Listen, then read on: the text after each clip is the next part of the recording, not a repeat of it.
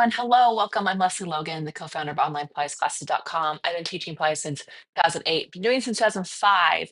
And today's topic is like, how do you get out of these overworking hip flexors, or how do you stop the hip flexors from overworking in your Pilates practice? And I really love this question. I know that people watching this video are teachers and Pilates lovers. And so I kind of want to address it as a whole. But first, I want to say we are getting really, really close to our spring training. The end of April, we have a week of live classes that I would love for you to come to. If you love taking our classes here on this YouTube channel, you're going to love this week of spring training. I want you to go to opc.me/events, opc.me/events. At the time we're in, you could still get the special early bird invite because it hasn't gone out yet. And it's going to be a week of classes. So if you only have access to a mat, you'll have several classes to take. And if you have access to equipment, we have an equipment track as well. There is replay access as well as for those who cannot make it live. But we're going to go through a theme for the whole week and all the different pieces of equipment, which will be super great for those with overactive hip flexors because it's all about the back body. It is the push-up as the theme. And also we'll have 30-minute Q&A after each class. You can actually get specific feedback to your questions about your body and any exercise, right? So opc.me/events is where you want to go. Okay, so I think it's really important. I think the hip flexors get a bad rap. I know for me, I went through a journey where I was like, don't use them in my own like mind. I actually never said it, thank goodness, but I had teachers who told me, don't use your hip flexors. What that ends up doing is creating weak hip flexors. They do need to work. Their job is to bring your leg to your chest.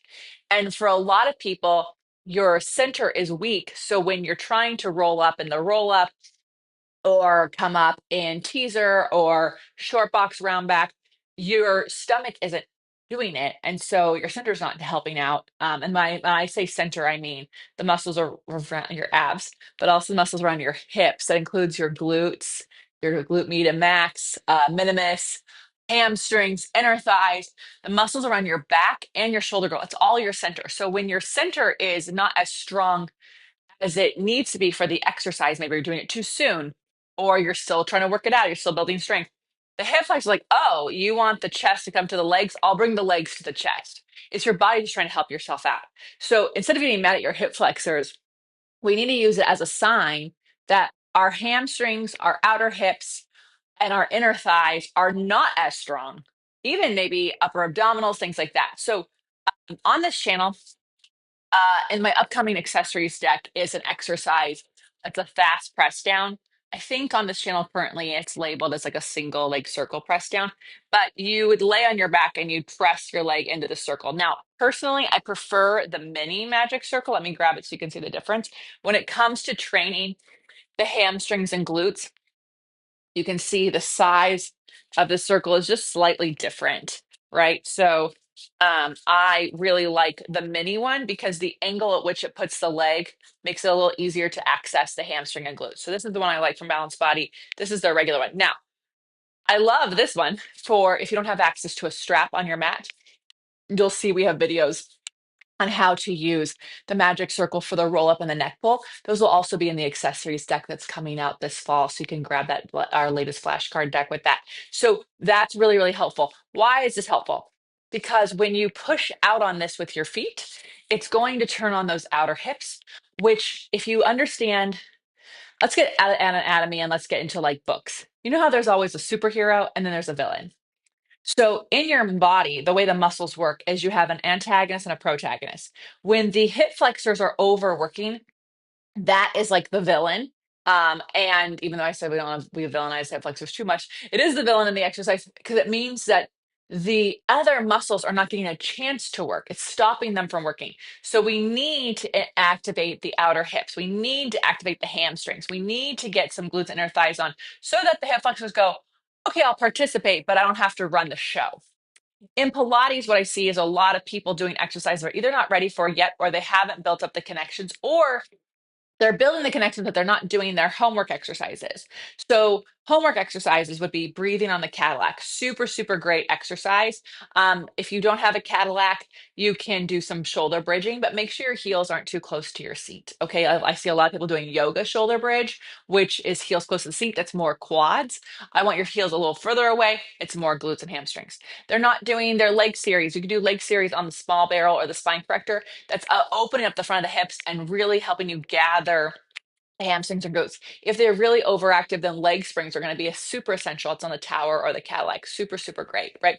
On the reformer, while I'm sitting here, I actually love people do footwork on one spring, toes, arches, heels, because it really does force you to get in the back of your legs. You'll also notice that the foot bar is at this angle. I see a lot of reformers where the foot bar is here or even vertical.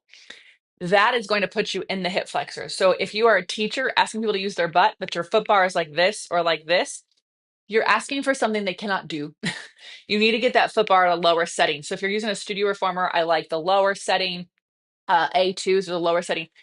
Correct, they're not getting deep hip flexion on their footwork, but guess what? That's okay. There are other exercises where deep hip flexion can happen. Doesn't have to happen here in the footwork.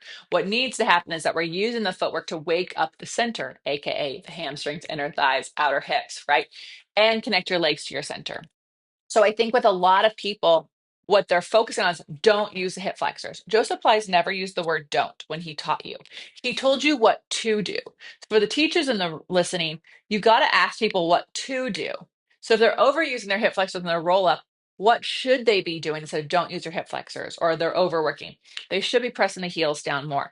They can flex their feet around a strap, or they can push their feet out into a magic circle, right? If none of that works, then Joe always gave you your exercises at the end of your workout, which would actually be like the homework exercise you need to help strengthen those parts of the body that need it. So that could be the standing magic circle leg series. That could be doing standing single leg springs on the Cadillac or tower. That could be doing some cross down press down crossover on the winded chair, excuse me. um I'm labeling all these exercises out there because we tend to think if I just practice the roll up over and over and over again, I'm going to get better at it. But you're not. You're actually going to continue to overwork the hip flexors because that's what your body's been trained to do. We have to train the other parts. We have a question. We do. Okay, tell me more, Brad. Yeah, so they find teaser. Teaser is so teaser, if you do teaser in the order, both on the mat and reformer, it comes later, right? The reformer, it's a little towards the first third, but on the mat, it's in the second third, right? And so that's because Joe is like, you need all of these exercises to ready you for the teaser. And so if you're coming up and you're feeling and they're overworking, chances are your legs are coming up too high. Now, what I tend to see people overwork their hip flexors when they come into a teaser, if I tell them to lower their legs, they fall out of it. It collapses. So I would say try not to perform the exercise, and I would go up to where the toes are in line with the eyes and fall out of it. It's going to train those muscles that need to hold your legs up better. If you always come up to the legs being higher than the eyes and the hip flexors overworking, you're never going to give them a chance, right? The other thing you can do is teaser at the wall. Put your feet at the wall at eye level, and then your hip flexors actually don't need to work because the wall is supporting them, and you can use the wall to push your feet into to get the hamstrings and glutes on, right? What? Oh, Brad wants me to show you. We also are putting this in the accessories deck. Lucky you guys. Let's see if we can make this work. Um, we got a lot going on here. So can you see me okay? Because I need, okay, I'm gonna use this. Okay, so you want to get your toes on the wall. Okay, basically you want your hips at like more like a 45-degree angle. And then I come up till my toes are at eye level, and then I go back down. If your feet leave the wall during this, you're not using the back of your legs. You're not reaching your legs truly. So we got to reach the legs. Notice how my feet stay exactly in the same spot, right? If I go down and my feet come off the wall, I'm lowering myself with this. I'm not lowering myself with this. So I would want you to really practice. Maybe I would actually probably remove teaser from your practice for a few weeks. Stomach massage, two springs, arms up. right? The stomach size reach up, that's teaser, right? That is teaser. I don't have a sticky pad on here, but here we go. Look, right? So the legs are lower, which allows you to get out of this and use the back of this. And look, I'm doing teaser and I have a closed chain. Yeah. If when you come in, you go like this, it's a sign your hip flexors are trying to do it. They're in the way. So other things you have to do is, in addition to strengthening the back of your legs and find exercises that do that, you also have to do exercises that stretch. Okay. So Joe gave us thigh stretch on the mat in the reformer. He gave us um, the front splits. The very first part of it is thigh stretch. People can learn this quite early on. You can even do Eve's lunge right here. Most people hang out. Look, I'm avoiding the stretch. If I come up, pulling my stomach up, now my lower back is long. It's not round. It's long. It's also some extension. But now I'm giving this. Your hips actually only have about 15 degrees of extension if you're lucky. So most people are actually tipping their pelvis forward to show off some sort of split. And now they're no longer getting the stretch, right? So we do all that strengthening, but no stretching. So you always want to be pulling the hip points away from the thighs. Your thighs and your hip points are like frenemies. They need to be pulling away from each other in everything. In spine stretch forward, when I round forward of my legs, these have to pull up, not back, so I'm not tucking, but away from my thighs. If your hip points are touching your thighs or getting closer to it in your spine stretch forward or your roll up or your teaser, that's a sign that we are losing the longest round shape.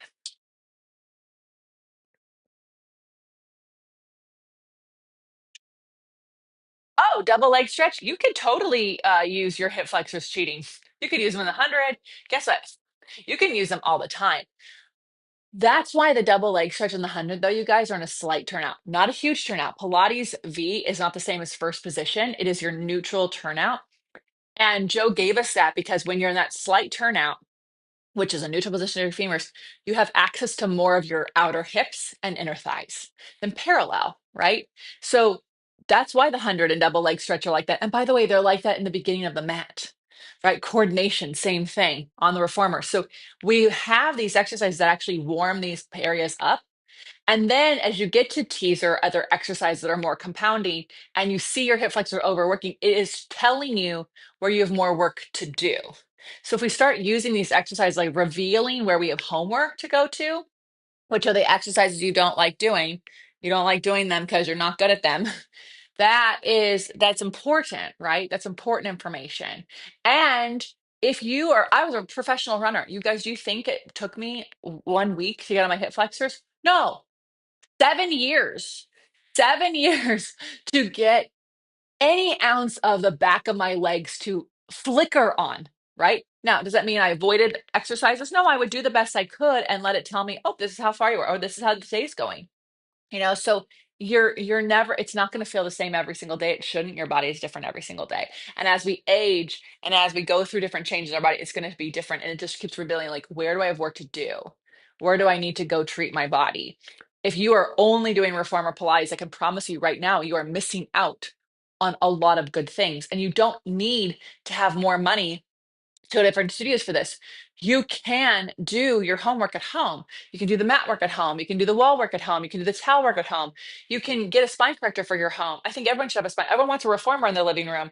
But like what you really need is a spine corrector most often, or a window chair, because these are the ways you can do the homework so that you can get more out of the reformer practice you're doing. Yeah. I could go on, and I have. We actually have on OPCs on onlinepilatesclasses.com in the workshop department. There is two fast workshops. They're both very great.